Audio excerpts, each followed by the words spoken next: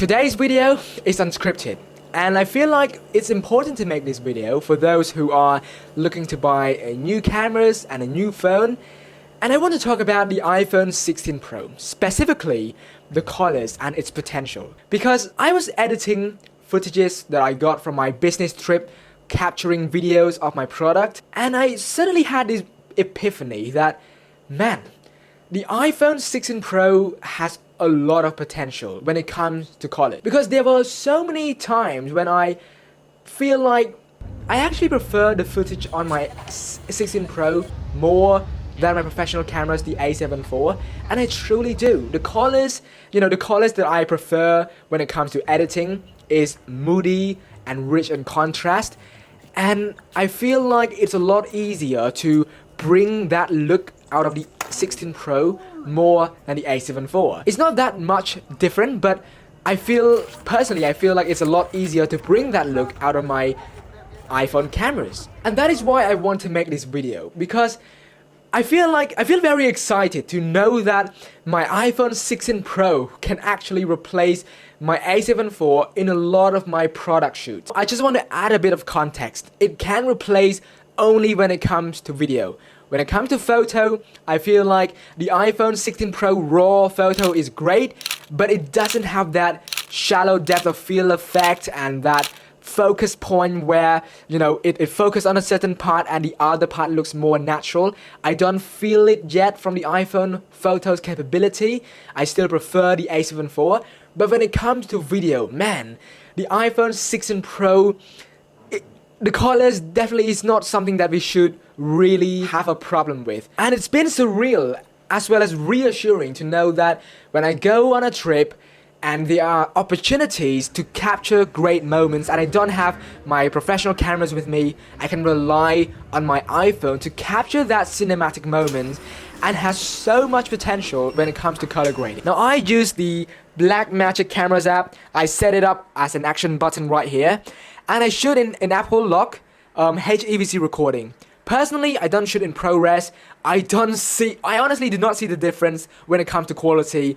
I also did research on many other YouTubers testing the result, and there is barely any difference between HEVC recording and ProRes. And ProRes consume a lot of storage, so I believe it's a no-brainer to not use the HEVC recording. Plus, if you use Apple ecosystem, they have a built-in decoder for that. So editing with HEVC has been no problem for me at all, zero lags, and so I found myself not even needing a SSD to record my video. But I don't know, maybe you guys find that different and you need the ProRes recording? Let me know by sharing your thoughts down below. But anyway, sticking to our topic, colors. Firstly, when it comes to color grading, there was no lag in color grading those HEVC footage.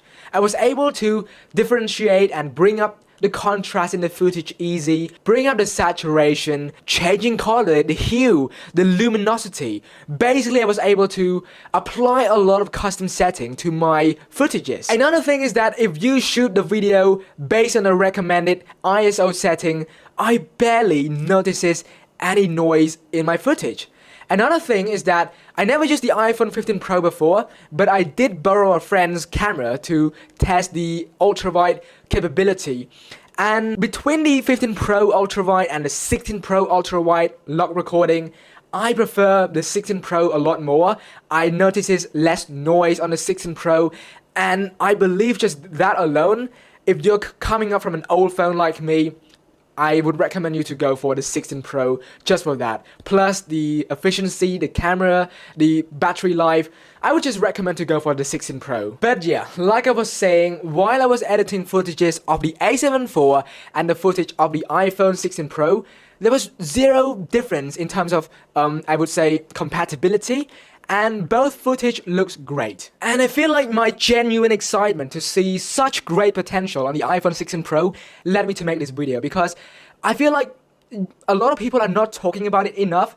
People are just assuming that we use the iPhone for normal cameras captures, but I do know there are a large set of audience who would appreciate the colors on the iPhone 16 Pro, and I hope you guys feel the same about the camera's capability as I do, because I have been using a lot of the footage in my business, and I've been showing the footage to friends and families, and a lot of them barely notice the difference between my A7 IV footage and the iPhone footage. But the only time when they can notice the difference is when I put the cameras, I would say, up close to capture shallow depth of field.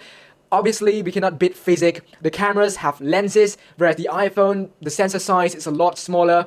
But nevertheless, on scenes where it's a lot farther, people tend to not recognize the difference. And with the colors potential the iPhone has, I have been stoked to edit, to capture, to put together those footage to create cinematic videos for my business, and I really love what the iPhone 16 Pro has brought for me. So if you guys have your own iPhone 16 Pro or your iPhone 15 Pro, just go on Apple Log, HEVC recording, I think it's more than enough, and go to manual setting, learn about manual setting, and test it out yourself.